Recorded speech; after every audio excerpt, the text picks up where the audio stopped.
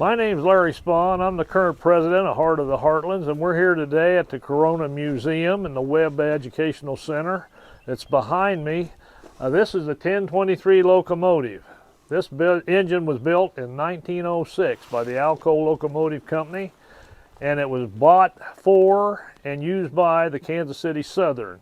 The number on it right now is 1023, but when it was originally built, it was 488. It was built as a 280, but in 1926 they did a lot of modifications to this engine, and it's a 080. They used it a lot for switching at that time. And it spent most of its time in Kansas City and finished up around the end of steam. And we were fortunate to be at the right place at the right time. The Kansas City Southern donated this to the city of Pittsburg in 1956. It was, they built a track in the Schlanger Park, and it sat there until 2010, and it was really getting ready to turn over. It had been vandalized. It was pretty bad shape, and the city, they were exploring ways to what they could do with it, and finally decided maybe that they should consider donating it to someone else, and Heart of the Heartlands stepped up, and we moved it over here, and now it's in its permanent home. It's underneath a shelter built by Bill Forrest. That's his name. Forest Erectors of Frontenac built this covering for the 1023. He also built the buildings and stuff over here too. But oh, he built the museum buildings? Some of them. One of them for sure. I see. He built a shop for me. He built a lot of stuff around. He built the rectory at St. Bridget's there in Scammon. He lived in Scammon. He built the little restaurant across from the Josie's. He's a great guy. He is missed. We're standing along the drive wheels. There's 8 of them. The steam engine itself is right there. That's where the steam goes to make these wheels move. All this other stuff that you see around here is for that right there. That is the steam engine. Oh, it's to make this work. What are these things up here? These are air pumps. They pump air for the engine brakes and the train brakes. They're steam operated, and you can see the brake shoes and the springs on the wheels. Mm-hmm. There's a lot to look up above on top. You see. Well, wait a minute. I want to show that. You said the springs. There's the springs up above that wheel. Yes. And there's 4 of those big ones right here in this vicinity. And I haven't figured out how the rest of it's supported. Oh, it's quite a deal. Up on top, back here, that first dome is a steam dome. That's where the steam is collected, and there's a big valve operated by the engineer that lets the steam come down to these engines. These other 2 are sand domes. They put sand down to the tracks. You can see where those pipes go, and it dribbles sand in front of them to get traction when they need it. And naturally the smokestack. Well, I'd never heard of anything like that. You say that those 2 front bells, or that front... Yeah, those 2 domes behind the smokestack, those are sand domes. They're filled with sand. And they carry that right up there all the time. If there's a problem with traction, they have a way to throw it on the track down here. Right. You can see those pipes coming out and where they come down. Uh-huh. That dribble That's sand. right. It comes right down in front of the wheel there. There you go. I'd never heard of that. Of course, I've seen it on trucks, but I didn't know they had them on these locomotives. And they would fill them when they were into the yards and stuff. They kept them full. This big pipe right here is what puts the water into the boiler. That's a steam injector. It's kind of neat the way they work, and we won't get into that, but it injects water into that steam dome, and it Boy, I know the kids love this. Look at this. Over there at the park, they used to climb up these ladders and walk all over this thing. Yeah, we discourage that. We don't want anybody climbing on it. We don't want anybody falling off. Yeah, it's and the flags up there, you see there's white flags on it and green flags. The color of the flag indicated whether it was an extra or a different section of the same train. Like you might have 3 trains with the same number. And that light back there, that's the main light is on right now. And when it was operating with that light up behind those numbers, you could see that 1023 on that glass there. Yes, and that little light right by the stack, That was for the fireman to see the color of his smoke at night. There was a little light that shined on that. He could see the color of smoke so he could adjust his flow to oil or coal into the boiler. Yeah, that's interesting. Inside there operate where the engineer and the boilermaker? Well, the engineer and fireman. The fireman, they called him, huh? And Now, what's this two down here for? What do they do?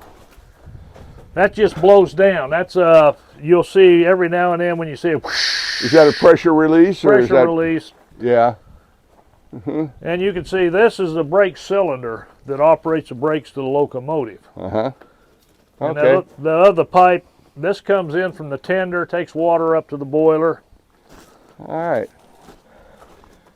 Well, why don't we go on upstairs? Or you want to do those other back wheels first? Well, let's take a look at the tender. The tender is a car behind the engine. It carries water and fuel. Okay. When this was built in 1906, that hopper where those tanks are was full of coal. It was coal-fired at that time. Uh-huh. And it was changed over in 1926 to oil firing, which made it a lot easier on the firemen. And that little house behind is where the head brakeman sat. There wasn't any room in the cab for him, so he did the switching at the front of the train. The caboose crews, they did at the back, and it was quite a way of life. And you were telling them about the springs. They'd replace the Yeah, what I call leaf springs. They replaced them with these coil springs. Right. This is an old. They converted the spring arrangements. You can see the coils. Used to have leaf springs. And you can see they adjusted it real novelly with wood. Uh-huh. And this is the bearing. This is a brass bearing. It's inside a door there that's closed when it's operating. Right, and these would catch on fire if they got too worn or they ran out of oil. But that's a brass bushing to top, one at the bottom. This is packing down here that held your oil. Mm-hmm. Ooh. Let's see this. This ought to be entertaining. Yeah, no joke. I could have fell down. Yeah, well, make a better video, I guess. Oh, heck yeah. And you can see the capacity, 5,000 gallons of water. And there's another light. That's for backing up.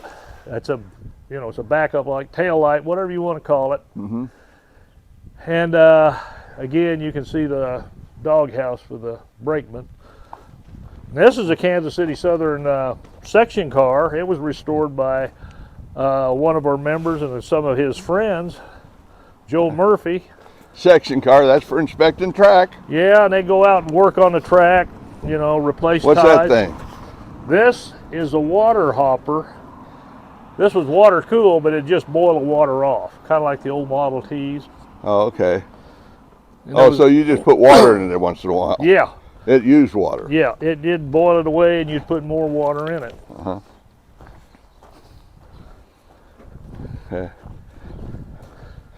And this is a little information. Here's this. Yeah, there you go. Locomotive donated by Kansas City Southern Railroad with the assistance of W.B. Johnson, Superintendent of Machinery, Kansas City Southern Railroad. W.B. Johnson, his name was Bus, was K. Lynn Webb's father. And he was the head of all the maintenance in the shops in Pittsburg. And he was real instrumental in saving this engine. And he got the city to buy it for $1, and they put it in Schlanger Park in 1956, and it sat there till 2010. And we moved it over here and finally got it here about 2012. All right, so this is the tender back here, and this chain. Tell me about this chain here. That's a heavy, heavy chain. Yes, farmer, he stopped in here and wanted to know if he wanted, they call it a caboose chain, engine chain, but they used it to pull or lash cars together or what. And one old engineer, he said, that's good for one trip. Said, by the time you got done carrying it around, no one could carry it back, so they just left it laying in the ditch. But I think he was just pulling my leg. This thing right up here is a re-railer. The cars that derail, they'd had to carry that back too. They'd spike it to the tie, and they could literally jump these cars back up on the steel rail. So that's a re-railer. Well, I can hardly picture that. Oh, everything was big, heavy, and dangerous. Oh, they'd use pry bars along with that. Well, no, they'd put this down, and they'd go right next to the rail, and they'd, you know, spike it down. Uh-huh. And then they'd move the train back, and it would move the train up off the ground so that it'd come back up on the track. If it was just down inside or something. Yep. And I always thought this was kind of neat. Don't drink the water. And pretty soon we'll go up in the cab and take a look at the back head and the gauges and the things that two men ran this engine. Now this is the. Is that the reverse? No, this is a brake cylinder. This is for engine brakes. And this is run on air. Yes, it was activated by air, those big pumps. Uh-huh. And the engineer did that up there. Okay. Good enough. What's that there? Is that a light on there? No, it's just, but it's smooth. It's another small air tank. Oh, okay. So this is the brakes, and over here, this is the reverse here, this one up here? Yes, this is operated by a lever in the cab. What it'd do, it would reverse the engine, reverse the steam flow, and get the wheels to go this way or that way. Usually kept it in a neutral position, but... Well, they somehow would have to time that with the cylinder and the way it was going and get it in a certain position so that when you did activate that, it would make it go reverse instead of the way it was going. Yeah, there's a lot of neat things that's been lost over time and how this stuff worked. And there's getting to be fewer and fewer steam engineers, you know, that can tell you a lot more about it than I can. But everything was dangerous. But like I said, 1906, it was rebuilt in 1926. The engine number was changed to 1023. And it was a big engine in 1906. There's that other cylinder for this side. There's one on each side. All right, let's go ahead on up inside and look at where the engineer stands. All righty. See just how comfortable a job that was. Oh, they had naturally everything was for the comfort of the employees. Oh, absolutely.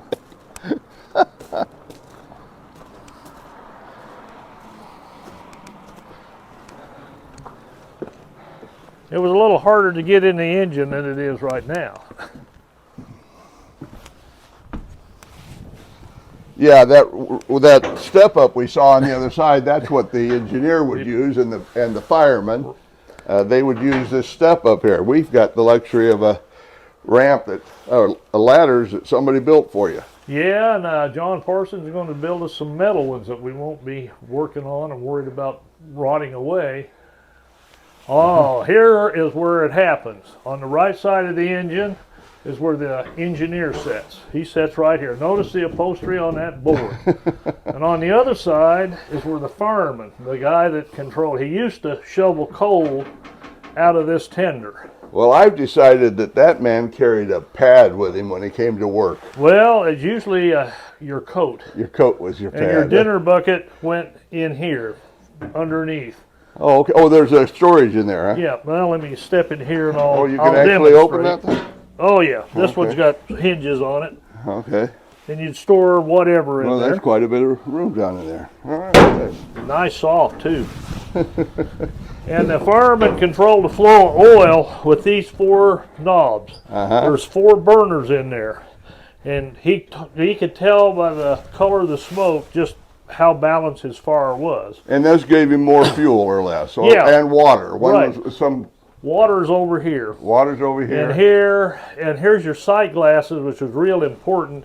The fireman had one. Here as well. The engineer had one. The fireman had one.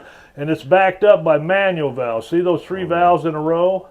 Those little petcocks on the bottom? Sure. If it didn't come out the bottom, you better be doing something quick. How did they blow these things up? Did they just let them run out of water or what? If they ran low on water, and the old pressure cookers of the ladies that used to cook with them, they'd blow up too. But this is on a king size. I've seen pictures. Literally, the whole back of the engine is gone. Just pipes you know. So this is a big boiler. So it's just like the boiler accidents that they've had. We've got pictures of them that they happened around here. In the mines, boilers would blow up. Oh yeah, a lot of the coal mines, and it was, the people, if they didn't get the education and didn't pay attention, they could really hurt themselves. And this, you've told me, is where the reverse is. Which handle is reverse now? Alrighty, let me get over here in your way. Okay. Right here is a reverser level. He'd notch this back to get the steam to reverse, to turn the wheels to make the engine go backwards. And when he wanted to go back the other way, he'd set this back. This is the throttle. This is the give it the gas. All right. You pull this back. You know, when they say notch her out, you can see the notches up there. Take all you can get. Yeah. And it would come all the way back, though, I guess. And that lever goes back to the steam dome, which opens. And there's your gauges up there, too. Oh, yeah. You had to keep close on. The big is the steam gauge. Those other ones shows you the air pressure that you have available to, to stop. And there's another set of them on the other side for the firemen. Yes. And all these were missing. All this stuff was taken. As it sat in the park, it was vandalized. All this wood you see was laying on the floor. There was no windows, there was no doors, there was no anything left. We replaced all this, got all this stuff put back in it. We put a security door on it, and we've not had any trouble with vandalism, and we're real proud of that. But can you imagine how hot it'd be sitting here on a hot summer day? No air conditioning. Well, geez, that's real good. And there's also a whistle on there. And how did the whistle operate? With electric or what? Steam. It was steam. It was a steam whistle. Yeah, right up there's a lever, and it went to that whistle that you see outside the cab. The other one, that other rope, rang the bell. The fireman kept that ringing. The later engines had a steam. It still works, right? Oh yeah, you can ring it. Let me go over here. we got to have some music where we can get it. And right here. These are sand boxes. Okay. And then when you hear the term sanding the flues, this had sand in it, and there was a scoop. And this thing had a real good draft. And every now and then, the fireman, he'd throw a scoopful in there, and what that'd do, it'd knock the soot and stuff off the pipes in there. But you way of cleaning the pipes, cleaning things, keep it going. And the ladies along the line appreciated if they didn't do it when they had wash on the line. Yeah. But this is for the kids.